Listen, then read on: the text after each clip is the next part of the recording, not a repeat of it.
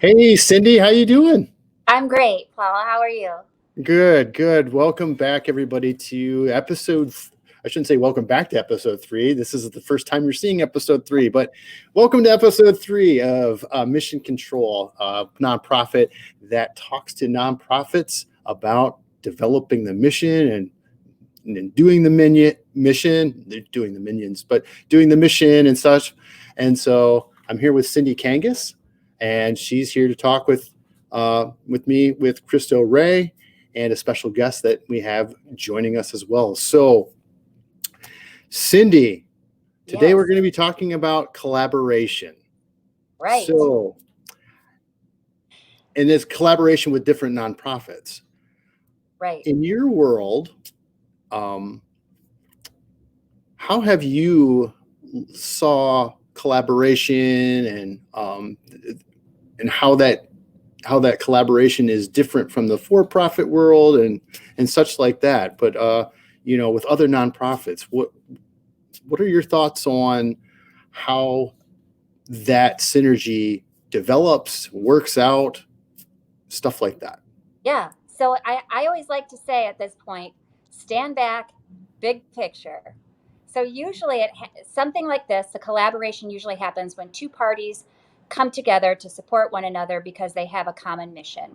And sometimes there's a collaboration between a nonprofit and potentially a large company. I want to say like Bombas shoes or Bombas socks and Tom's shoes, where the company feels as though it's a good look for them. There's a corporate responsibility aspect, and they're donating something to a nonprofit, and the nonprofit benefits because they're getting these shoes and these socks for their company.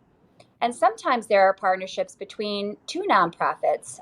I've been a part of, Junior Achievement and Ellie's Place, and both of them have partnerships with area schools and other organizations. You'll find a lot of humane societies potentially have collaborations with, say, Purina or some sort of dog company that provide them resources so that they can keep their nonprofits going. And if you look at, a regular, I like to say 3C business model, there are really the 3Cs are cooperation, where it's more of a shorter term, low risk relationship, like maybe you're sharing an office or you're sharing something else that's small, but there's no real benefit to both of you. And then there's the second C is coordination, where it's a more formal relationship around specific efforts and programs. You share a greater degree of time and resources together, where your organizations are working together. And then there's a full collaboration where there's this durable relationship where two organizations come together and they actually merge into a new one because they're doing something that's so similar, or they see how they can maybe share their resources and just come together as one new organization. So when you think of it, there are so many different ways for nonprofits to work with other organizations, both other nonprofits and for profits. And there are degrees in which they can do it, Paul. So it'll be interesting to chat with our guests today to see how they're making that work and their opinions on how they potentially have, kind of weighed the ins and outs of what their collaboration means. And, as a nonprofit, if they've considered using help from outside sources that are large corporations as well. And I think that's a perfect segue right there, because we're going to bring in Cristo Rey Community Center based here in Lansing, Michigan, to talk a little bit more about who they are and what they do, what their mission is, and how that mission supports the collaboration efforts that they're doing, with a special guest at the end of the show. So stay tuned to meet Joe from Cristo Rey. And here we are. Hey, Hello. Joe, how you doing? I'm doing well, thank you, Paul. How are you? I'm good. This is How are Joe. you, Cindy? Oh, great. Good. And just wanted to bring in Joe here. He's Sorry, getting a phone call in the middle of my podcast. Imagine that. So Joe is the executive director of Cristo Rey Community Center. Like I mentioned, is based here in Lansing, Michigan. And tell us a little bit about Cristo Rey, Joe. What is Cristo Rey? Who are you guys? All that stuff. Well, sure. One of my favorite subjects to talk about. How much time do you have? 10 minutes. There you go. Well, then let me give you an abridged version then. From a mission standpoint, and certainly what we publish and what we basically work from is that, the mission of Cristo Rey is to care for the spiritual and social needs of individuals and families by offering services that encourage self-sufficiency and recognize the dignity of the human person. So what does that mean in our everyday? We're a safety net organization and we care about people. We're going to provide help in any way that we can without any prerequisites. So in a nutshell, that's how we operate. The areas of focus that we are involved in are would be on the medical side. So your physical health, our counseling services program on the mental health side. We have a very large direct access part of our mission, which has to do with personal needs, with a clothing closet, and a very large food operation, both on take-home food as well as a community kitchen, which we'll drill deeper on that one later on in the segment, I know. And then lastly, but certainly not least, a financial education component that helps struggling families who are operating, on the week-by-week basis to strengthen their financial means, stretch their dollars, and amongst the challenges that they all face, to find ways to save. But that's us in a nutshell. And we've been doing a version of that for the last 52 years. Great. That's awesome. And so who do you particularly serve this mission up to? Who is your demographic that you typically look to, or who typically looks to you? Well, we tend to work with vulnerable populations, folks that are struggling in some way, shape, or form, whether it be an ongoing or one time. But just by the fact that transportation is a major barrier to people who find themselves in need, we tend to help people in primarily the Lansing area, but the Tri-County area, I guess, overall. We don't necessarily put boundaries on where the service, our service range is. It just, again, based on just some natural barriers that seems to be the geographic area that we cover. Our medical practice, because it has some uniquenesses to it, we have Spanish-speaking physicians, for instance. We pull people come in from farther away because they want to be able to communicate in a first language. Awesome. That's great. Mm-hmm. Cindy, you got a question there? Well, sure. I mean, I guess jump in. Let's start the nonprofit questions. I know that you have a for-profit background, Joe. So talk about the difference between nonprofits and for-profits, and maybe some of the advantages that you've seen on both sides. Sure. Well, differences tend to be, a for-profit, one of the main drivers and an ultimate driver is profitability. Not that that's a bad thing, but it is certainly a driver. One of the characteristics that someone who is in a for-profit, for instance, it's all about market share. Market share leads towards that profitability. So in that standpoint, we're different. Nonprofits and for-profits are different. But truthfully, there's probably more in nonprofits and for-profits probably have more in common than what the greater population would think. I mean, we're both out there to fill a need. a for-profit and a nonprofit aren't there unless there's a need that is identified and trying to find a way to help address that need. We both need a great product or service to be able to go out there and again address that need. Operationally, we will both need strong operational and financial infrastructure to be able to see the mission through, today, tomorrow, and in the extended future. And ultimately, just like everyone else, we're going to have to recruit and retain top talent to be able to fulfill ultimately what we're trying to do. So there are great differences for sure, but these are some common similarities that are certainly required by both types of businesses to be successful. In the earlier, we talked about, I have 15 years, almost 15, probably 16 years of working for a Fortune 100 company, where basically my job was just as good as what I did the last 3 months. That's how we were viewed quarter for quarter. And it was all about driving that almighty dollar.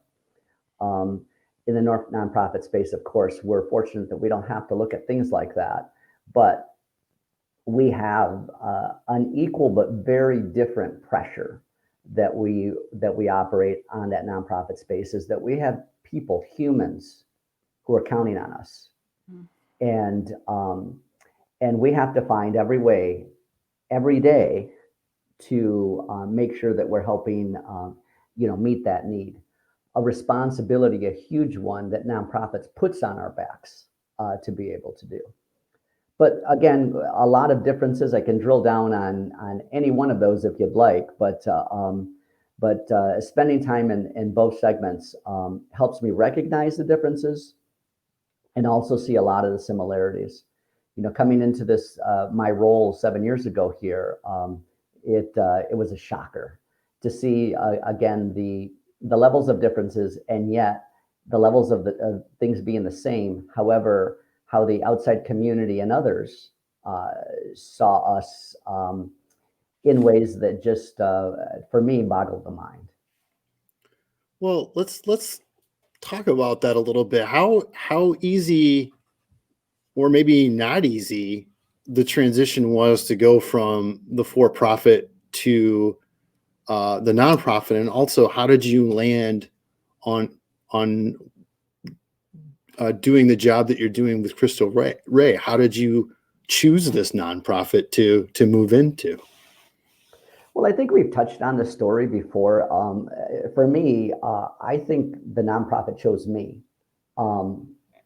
As I go back and I reflect, the various positions that I've held in the for-profit world, either as a small business owner or working for a Fortune 100 company, and even some time in academics where I spent at Michigan State, it seems like the skills that I've developed through those experiences had led me to be successful in this role that I am in today in the nonprofit space.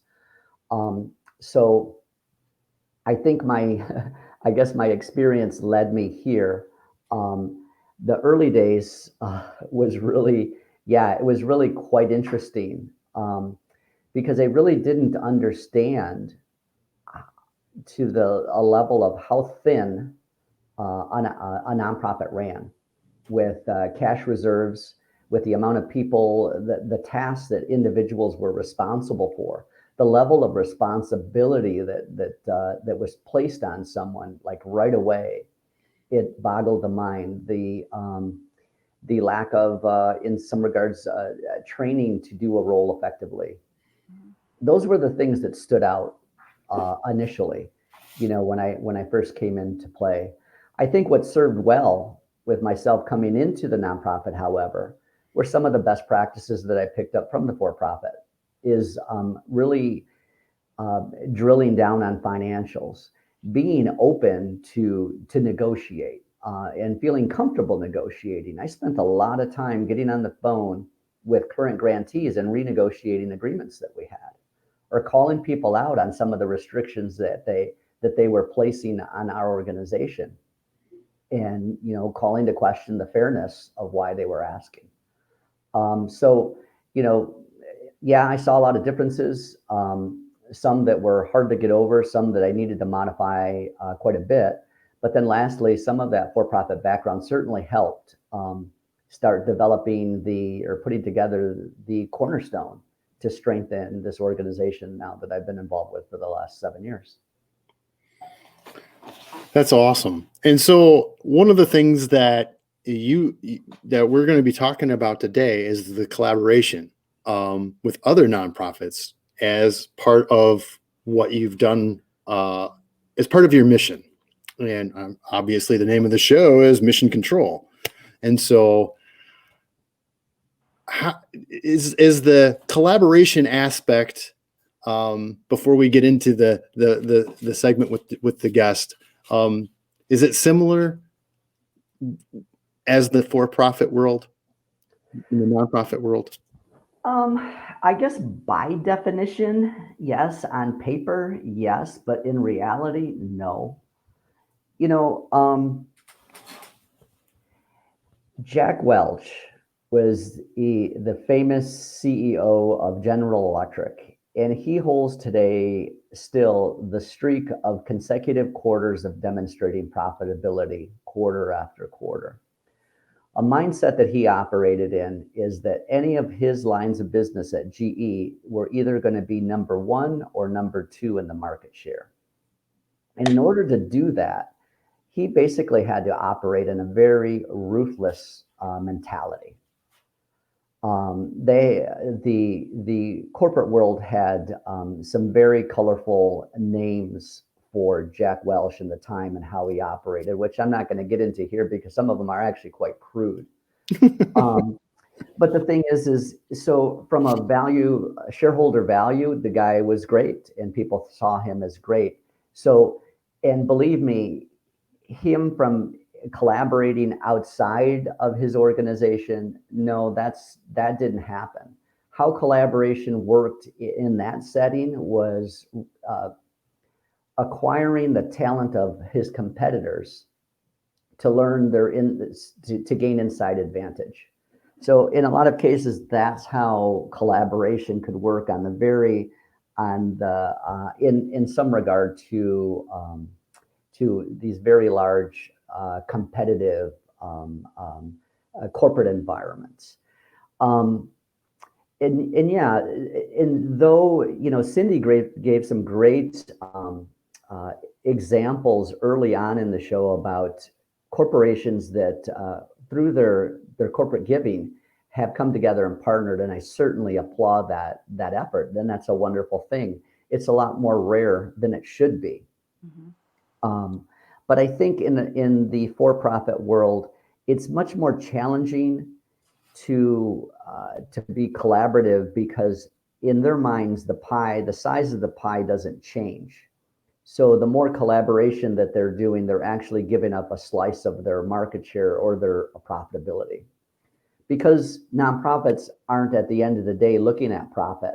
For us, the more we collaborate, the more we grow, the greater resource or solution we become, we make that pie bigger. And the more pie that's there, the more we can share. Mm-hmm. So at the end of the day, there's nonprofits, there's all kinds of incentive to want to collaborate because our missions are complementary. Mm-hmm. I will say one other thing along those lines here too, is that nonprofits have the ability to be effective and yet small in what they do. And that might not necessarily be the same recipe for for-profits. For-profits over time want to get bigger. They want to grow because if they can do more things in-house, they can reduce their expense to create their product or service and again, create more profitability.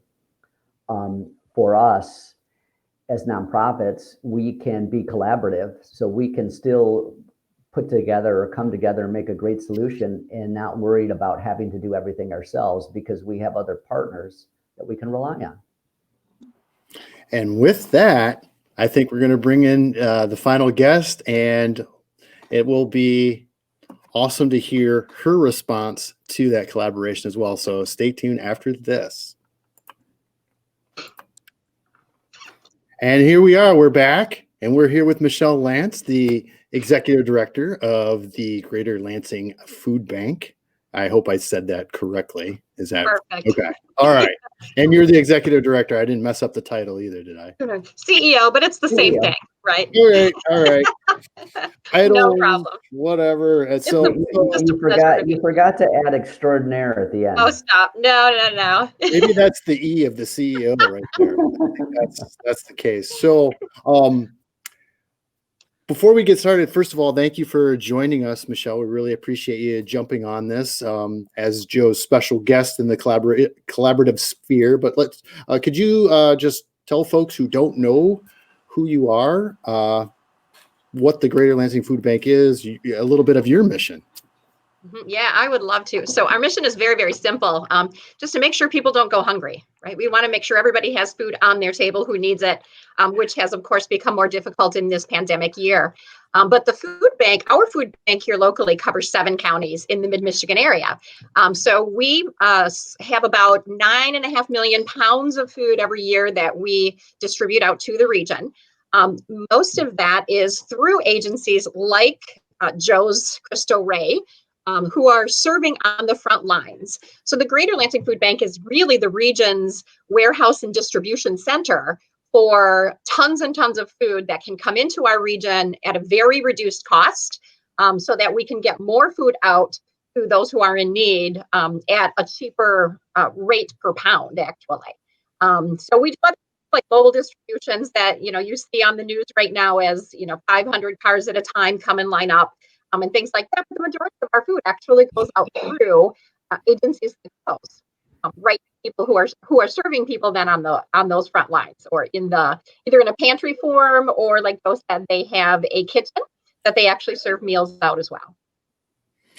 Oh, great. And that's obviously really necessary, especially at this point in time that we're going through what we're going through. So talk to me. Either one of you want to start? How did this collaboration? I know that Joe has an aspect of his nonprofit at Cristo Rey. One of the tiers he'd mentioned was the food aspect. So, what is the collaboration? How did you guys formulate what you were going to do in conjunction with each other? If you don't mind, let me go ahead and start. I think that the food bank has always maintained, I shouldn't say always, but has for quite a long time, has had a relationship with each other that has been great in helping meet a need. Again, as Michelle had stated, their goal is simple. They want to feed as many people as possible. And they're doing an excellent job in bringing that food, that main resource, into the Greater Lansing area. And our role, Cristo Rey's role, is to help distribute it. It's a great partnership in that it both leads to the positive end that we both want to see. But however, if we didn't work together, if we didn't collaborate, look at how much more challenging it would be. Michelle's organization would have to create endpoints that were in the areas where people lived, because as we spoke earlier, transportation is a key issue for vulnerable families to begin with. The added expense it would take to have remote sites out there to be the final endpoint to receive food would add a tremendous amount of cost to her operation. On the other hand, if we didn't have access to the food allocations that we get through the Greater Lansing Food Bank, many that we have a pretty substantial grant that helps us get food there from the food bank to us. And even above and beyond that, buying food at pennies on the dollar allow us on our end to be able to help that population base that we very much want to do, or that we want to help. Absence of that, we'd have to go out and negotiate with vendors, pay closer to retail pricing for items, and we would be doing less. But this is a natural collaboration that we have that we continually try to find ways to grow. And another segment, of course, down the road, but there's a lot of things that we talk about, the potential of food for medicine, for instance. How do we find a way to get more nutritional food, more ethnically sensitive food out in the community? So there's a lot of conversation that happens and a lot of effort that we make. All right, I'll be quiet now. That's okay. I wanted to also mention that Joe and I think part of what we're talking about today is the spirit of collaboration, right? And that doesn't just happen by picking up a phone one time and saying, "Hey, we'd like to collaborate with you." So Joe and I have known each other for probably over a decade. And when he first started at Cristo Rey, I was back in my United Way years. And so we started building that trust and rapport professionally way back then. And that has now been able to carry over into this new role of mine. So I think a lot of collaboration really starts with that trust, the organizational readiness, CEO to CEO willingness to have open conversations about what hasn't worked well in the past, which we have done, how that can be changed, staff readiness and willingness to overcome some of those barriers and obstacles, and move on to a point where that we are doing this for the good of the community, and that is what those who are our donors and our community leaders expect of us, what we expect of ourselves. So I think as newer CEOs come into roles like this, and I've been here just a little over a year now, it opens up that opportunity for those conversations to happen and to get to the different levels of collaboration that Cindy was talking about earlier. Because it could just be as simple as referrals back and forth, right? We each have our own mission, but an individual who is maybe low income may need 5 or 10 of the nonprofits who have their own single mission to surround them and support them to get them back on their feet. So if we as nonprofits aren't talking together and working together to surround that person, it's much more difficult for that individual to navigate through all of the nonprofits that are out there and figure out how to do it on their own. So it's all the way from just a simple referral up to what Joe is talking about now. And I think really what the spirit of this show is about is how do we really integrate and work together for the betterment of every individual in our community. Paul, I'd love to add to that. Go ahead. It's on you. I just like all of our missions, we have a mission because there was a need and a necessity. And I feel it's the same way. You come together in a collaboration because there's a need and a necessity. And I want to echo what Michelle and Joe said, that, local nonprofits have a mutual respect for each other. There's not like this, heated competition between us. We all love each other and want to see everyone grow and be lifted up together.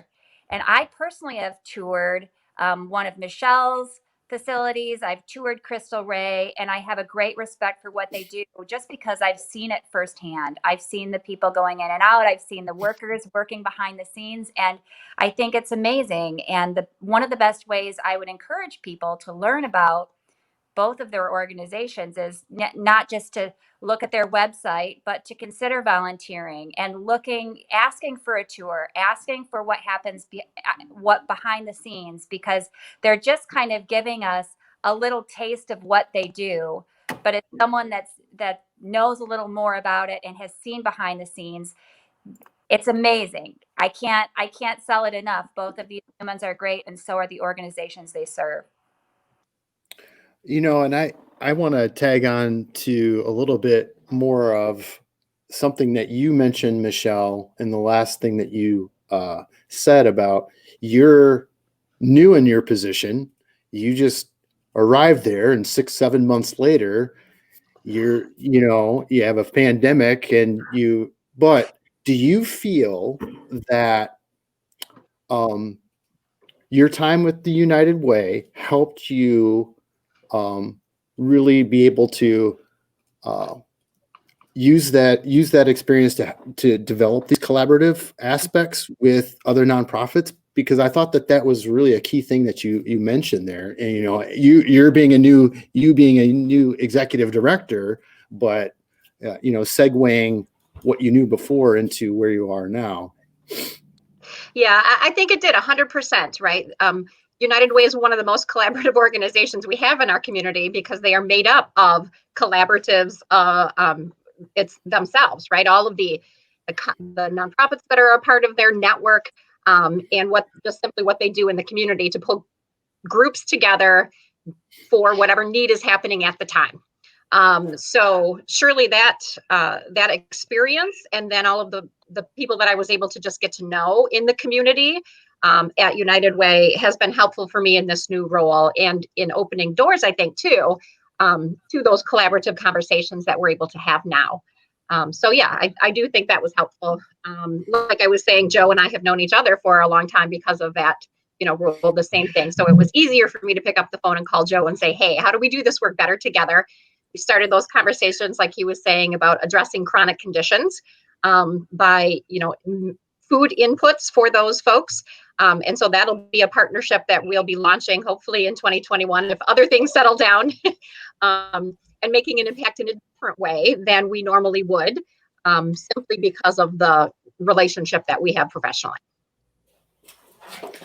Well, as we wind down the show, because we're at the time where we need to wind down, but looking at what you guys did, and as two separate organizations, and looking at the current situation that we're in, the climate, how do you feel, or how do you think that other organizations or nonprofits should look to collaborate with each other, going forward? How does this, do they look for partners that can partner them mission wise or just service wise? What are your thoughts on going forward, and what nonprofits need to do collaboratively? So I guess I have another example of what happened this summer because of the pandemic, and maybe it can be the sort of the model for people to look as we go forward, of how this can be done. So as Joe and I were talking about, and he mentioned it earlier, so many of our residents who come to us for services don't have, or need to come to us for services, may not have transportation. Think of the single parent or even a grandparent who's watching, who has care over their grandchildren. They were if you're a senior grandparent, you're in a very vulnerable population. You needed to stay in, stay quarantined, stay social distanced, but yet you need to get food for your grandchildren. So if there's no childcare, how do you get that food? So out of that type of conversation, we talked with another colleague at Child and Family Charities. And they were piloting at the time internally for their own programs, some transportation, literally some distribution, like individual drop-offs for their own families who were in these situations. And so they, together with us, piloted a program where we could distribute food one-on-one to families who were in that situation, instead of having those families have to come to us or to one of our sites to get the food. It worked fairly well, and they're actually ready to, we're going to be going after some collaborative grants together and looking at scaling up that program.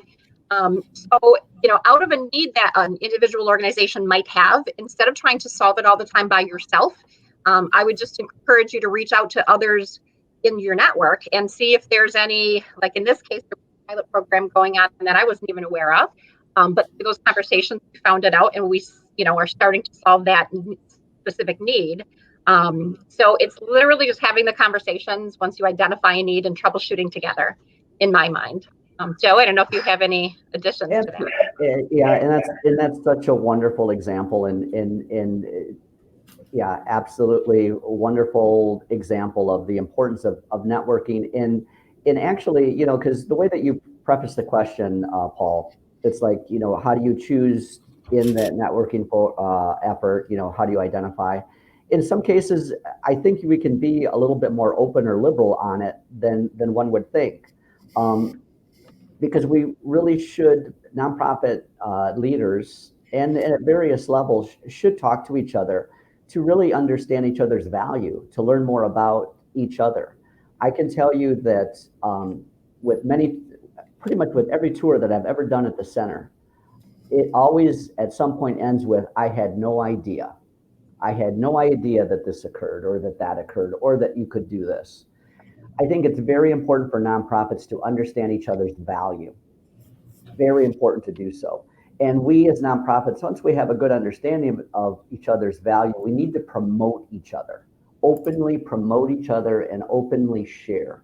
That's how we get stronger. So again, Michelle's collaboration with family and child and family charities, led to this wonderful problem-solving effort. We don't know what we don't know, which is why we need to be open to doing things or to learning from each other, because at the end of the day, we are all a bunch of little Davids trying to handle Goliath-sized problems. And it takes many of us to be able to make a dent in what we ultimately want to do.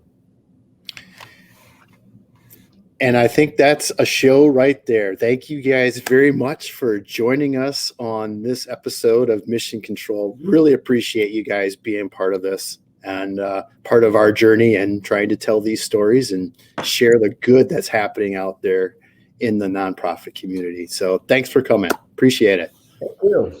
Yep. Thanks for giving us this opportunity. No problem. All right. Cindy, thanks for co-hosting. See you guys out there in the community. Take care. Yeah, bye-bye.